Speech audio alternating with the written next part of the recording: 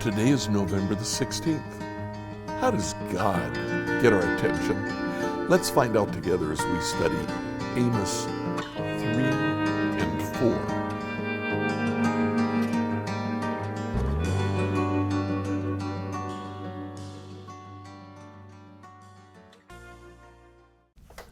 We are looking now through the second sermon that Amos records in his book. It starts in chapter 3, verse 13. For the first three verses, he simply repeats some of what he has already said.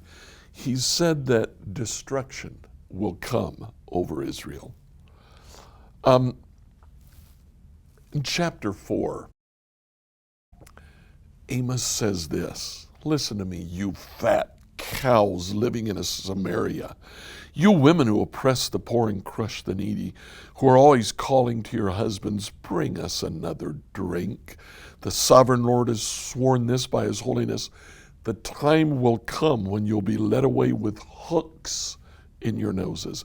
Every last one of you will be dragged away like a fish on a hook." Wow, I wonder what he really thinks. Amos, in very vivid language, tells the wives of Samaria just what their end will be. Now in verses 4 and 5 of chapter 4, he talks about the futility of the organized religion that they had. It was a false religion. Then from verses 6 to verse 11, he names 5 different things that God has done. In verse 6, he says, "I brought famine to you."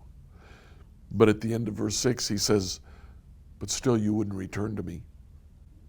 In verse 7, he says, "I brought drought to your land." And then in verse 8, the last half of the verse, "But still you wouldn't return to me." In verse 9, he brought a blight to their crops, and the crops withered. Then he sent locusts, and at the end of verse 9, "But still you wouldn't return to me." In verse 10, he said, "I sent plagues on you." And then at the end of 10, "But still you wouldn't return to me." Then in verse 11, he says, "I destroyed some of your cities." And at the end of verse 11, he said, "But still, you wouldn't return to me." Then starting to read in verse 12, "Therefore, I'll bring upon you all the disasters I've announced. Prepare to meet your God in judgment, you people of Israel. For the Lord is the one who shaped the mountains, stirs up the winds, reveals his thoughts to mankind. He turns the light of dawn into darkness and treads on the heights of the heaven. The Lord God of heaven's armies is his name." What Amos is very clear to say to the Israelites is that God has put you in certain circumstances, and his intent was to bring you back to him, but you wouldn't listen to him.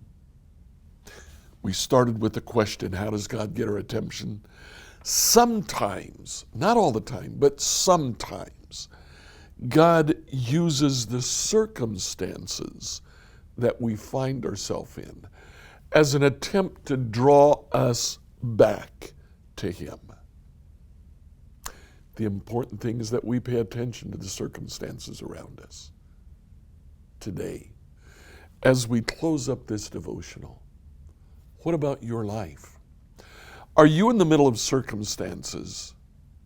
Could it be that God is using those circumstances to try to get your attention, to try to draw you back to him, to get you to listen to something that he's trying to tell you?